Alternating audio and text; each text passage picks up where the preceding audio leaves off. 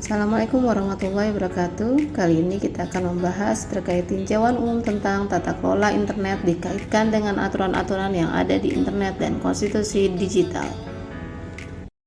Sebagai diketahui, internet yaitu merupakan sebuah jaringan yang berfungsi untuk menghubungkan antara satu media elektronik dengan media lainnya. Perkembangan teknologi informasi dan semakin terbukanya akses terhadap sumber informasi telah membentuk warga yang berpengetahuan luas, serta mendorong berkembangnya budaya informasi di masyarakat. Produk teknologi komunikasi yang serba bisa berbeda dari komunikasi pendahulunya, dan dengan demikian internet memerlukan sistem tata kelola yang berbeda. Keterkaitan internet dengan hukum sangat penting. Sistem hukum sangat diperlukan untuk perlindungan data, hak atas kekayaan intelektual, pajak, dan kejahatan dunia maya. Internet tersebar luas dan punya dampak penting pada hubungan ekonomi dan sosial. Beberapa regulasi-regulasi yang tertuang aturan dan sanksi hukum bagi yang melanggar aturan-aturan, seperti halnya untuk menegakkan aturan-aturan terkait dengan kebijakan konten, hak cipta, dan lain-lain. Oleh karena itu, sangat diperlukan tata kelola internet yang tepat untuk memperkuat fasilitas dan layanan internet dilindungi oleh hukum. Norma-norma, aturan-aturan, prosedur-prosedur pembuatan keputusan, dan program-program yang membentuk evolusi dan penggunaan internet secara bersama-sama oleh pemerintah, swasta, dan masyarakat sipil dalam peran masing-masing. Internet diperkuat oleh transisi pengiriman global yang semakin cepat menuju penggunaan internet protokol IP sebagai standar komunikasi khusus utama.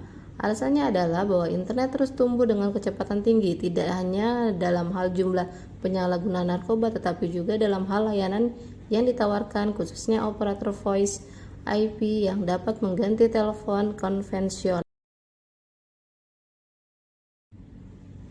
Kemudian awal tata kelola internet 1970 sampai dengan 1984. Internet dimulai sebagai proyek pemerintah. Pada akhir 1960-an, pemerintah Amerika Serikat mensponsori pengembangan proyek penelitian lanjutan jaringan institusi pertahanan sebagai sumber komunikasi yang kuat. Dengan ditemukannya Transmission Control Protocol Internet Protocol pada pertengahan tahun 1970-an, jaringan ini berkembang menjadi apa yang sekarang dikenal sebagai internet. Prinsip-prinsip teknologi ini diimbangi dengan pendekatan serupa yang digunakan untuk mengatur regulasi internet pada tahap awal, yaitu Satuan Tugas Pengembangan Internet, dibentuk pada tahun 1986 untuk mengelola pengembangan lanjutan internet berdasarkan pengambilan keputusan kolaboratif dan konsensus. Kemudian sejarah perang DNS pada tahun 1994 sampai dengan 1998. Pada tahun 1994, Amerika Serikat National Institute of France yang mengelola struktur internet kritis memutuskan untuk mensubkontrakkan pengoperasian domain name system ke perusahaan swasta bernama Network Resource. Ini pindah tidak diterima secara luas oleh komunitas internet dan memunculkan apa yang disebut perang DNS. Akhir-akhir ini, perang ini telah memperkenalkan pemain baru ke dalam arena asosiasi dan negara internasional sebagai aktor di posisi publik. Perang berakhir pada tahun 1998 dan sebuah asosiasi baru dibentuk yang disebut Internet Pod untuk pemberian angka dan nama ICANN. Sejak itu, perdebatan tata kelola internet telah diwarnai dengan semakin kuatnya keterlibatan pemerintah di posisi publik. Kemudian aspek hukum tata kelola internet. Kerangka kerja hukum untuk membentuk arah perkembangan internet yang cepat masih berada pada tahap awal perkembangannya. Ada dua pendekatan yang banyak digunakan. Satu, pendekatan hukum real yang menganggap internet tidak berbeda dengan teknologi-teknologi telekomunikasi sebelumnya yang telah melalui evolusi panjang mulai dari kode asap, api unggun hingga telepon. Meskipun lebih cepat dan lebih kompresif, internet tetap melibatkan komunikasi antar individu yang terpisah oleh jarak. Akibatnya, aturan-aturan hukum yang ada juga bisa diterapkan pada internet.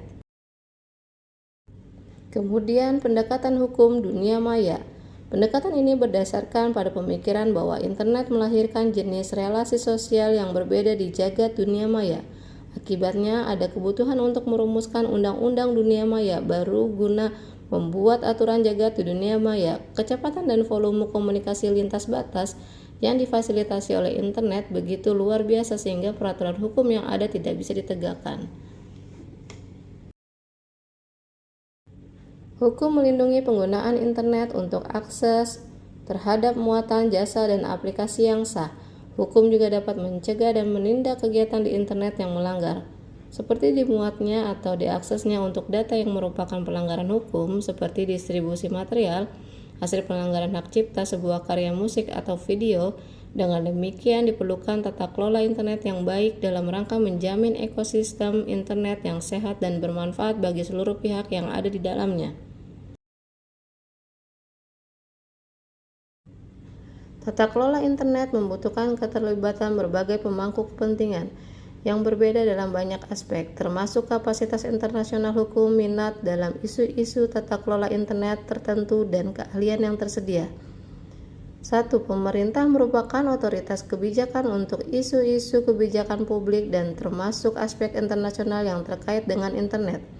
Kemudian sektor swasta yang menggerakkan perkembangan internet baik di bidang teknis dan ekonomi. Kemudian masyarakat seperti organisasi NGO dan LSM yang berperan penting pada permasalahan dan isu-isu internet di tingkat masyarakat. Kemudian organisasi antar pemerintah seperti itu Yahoo, Google yang merupakan lembaga koordinasi isu-isu kebijakan publik yang terkait dengan internet. Kemudian organisasi internasional merupakan pengembangan standar teknis yang berhubungan dengan internet dan kebijakan yang relevan.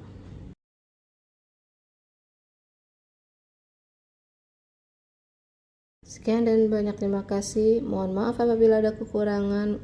Billahi taufiq wal hidayah. Wassalamualaikum warahmatullahi wabarakatuh.